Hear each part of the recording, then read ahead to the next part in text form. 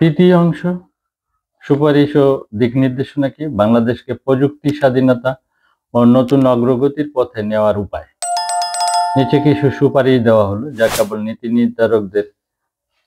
নির্ধারককে নয়, শিক্ষাবিদ, উদ্যোক্তা, প্রযুক্তিবিদ ও নাগরিক সমাজকেও বিবেচনায় নিতে হবে। জাতীয় প্রযুক্তি নীতি ও রোডম্যাপ, একটি সুপরিকল্পিত স্বপ্রযুক্তি রূপায়ণ নীতি গঠন করতে হবে, যেখানে নির্ধারিত হবে কোন খাতে দেশীয় সক্ষমতা বাড়াতে হবে, যেমন সেমিকন্ডাক্টর, এআই, ক্লাউড, সাইবার নিরাপত্তা। রোডম্যাপ নির্ধারণ করতে হবে সময়সীমা সহ 5 বছর, 10 বছর, 20 বছরের লক্ষ্য। গবেষণা ও উন্নয়নে বাজেট বৃদ্ধি করতে হবে। বিজ্ঞান প্রযুক্তি মন্ত্রণালয়ে বার্ষিক বাজেট দ্রুত বাড়ানো, বিশ্ববিদ্যালয় ও গবেষণা কেন্দ্রগুলোর সঙ্গে শিল্প অংশীদারিত্ব উৎসাহ দেওয়া,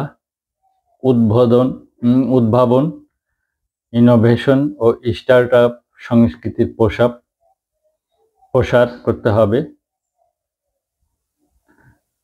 ইনকিউবেটর, টেক নীতিক উদ্ভাবন কেন্দ্র গঠন করতে হবে। প্রযুক্তি আভ্যন্তরীণ শিল্প গঠন করতে হবে। বিদেশি পার্টনারশিপ গ্রহণ করা যেতে পারে, তবে প্রযুক্তি স্থানান্তর শর্তবদ্ধ করতে হবে।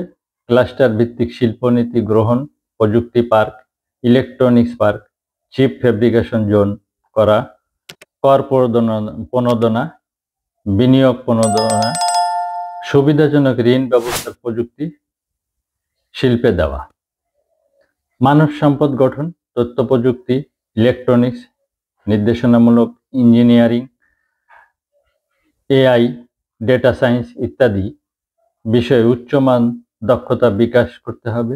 শিক্ষাবিদ্যা থেকে শুরু করে টেকনোলজি ট্রেনিং, মেধাবৃত্তি, প্রযুক্তি স্কুল, কারিগরি শিক্ষা বিকাশ করতে হবে। বিদেশে প্রশিক্ষণ নিতে হবে। অভ্যন্তরে ফিরিয়ে আনা ব্রেইন গেইন প্রকল্প হাতে নিতে হবে।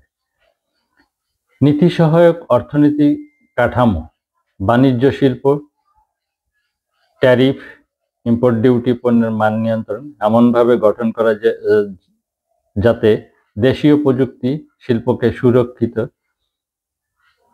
রাখতে সুযোগ দেয়। ঋণ নীতি ও নির্ভরযোগ্য বিনিয়োগ পরিবেশ, প্রযুক্তি উদ্যোক্তাদের জন্য সহজ লোন, ঝুঁকি বিনিয়োগ সহায়তা, তথ্য কিংবা অনলাইন পরিষেবা শিল্পকে ভালো পরিবেশ দিতে হবে। আন্তর্জাতিক কূটনীতি ও ব্যালান্স কৌশল, কোন একমুখী নির্ভরতা এড়িয়ে বহুমুখী অংশীদারিত্ব গঠন করতে হবে, যেমন চীন, ভারত, দক্ষিণ পূর্ব এশিয়া, মধ্যপ্রাচ্য, ইউরোপ ইত্যাদির সঙ্গে। অংশীদারিত্ব গ্রহণে দৃঢ় চুক্তি শর্ত রাখতে হবে। দৃঢ় কূটনীতিক চাহিদা, সাইবার নিরাপত্তা, তথ্য সুরক্ষা, ডিজিটাল সুশাসন ইস্যুতে রাষ্ট্রীয় মার্চ নিয়ে এগিয়ে আসা। আন্তর্জাতিক ব্লক ও মঞ্চগুলোতে যেমন ব্রিক্স, এসসিও, সার্ক, বিমস্টেক সক্রিয় ভূমিকা নেওয়া যাতে বৃহৎ প্রযুক্তি ও অর্থনৈতিক চক্রে অন্তর্ভুক্ত হওয়া যায়। জনসচেতনতা ও সমাজভিত্তিক অংশগ্রহণ, প্রযুক্তি সচেতনতা অভিযান, জনসাধারণ যাতে বুঝে যে প্রযুক্তি স্বাধীনতা শুধু বড় লক্ষ্যমাত্রা নয়, তাদের জীবন ও সমৃদ্ধির উপাদান। উদ্ভাবনী পরিবেশ, স্টার্টআপদের, গবেষক ইঞ্জিনিয়ারদের অংশগ্রহণ বাড়ানো, নীতি নির্ধারণে নাগরিক অংশগ্রহণ, প্রযুক্তি নীতিতে জনমত, পল্লী অঞ্চল থেকে দৃষ্টিভঙ্গি নেওয়া যেতে পারে। উপসংহার হলো, মার্কিন যুক্তরাষ্ট্র বিশ্ব বাণিজ্য ও প্রযুক্তি প্রেক্ষাপটে প্রযুক্তিগত আধিপত্য বজায় রাখতে চায়, কিন্তু বিশ্বে সেই একমুখী আধিপত্য চ্যালেঞ্জের মুখে দাঁড়িয়েছে।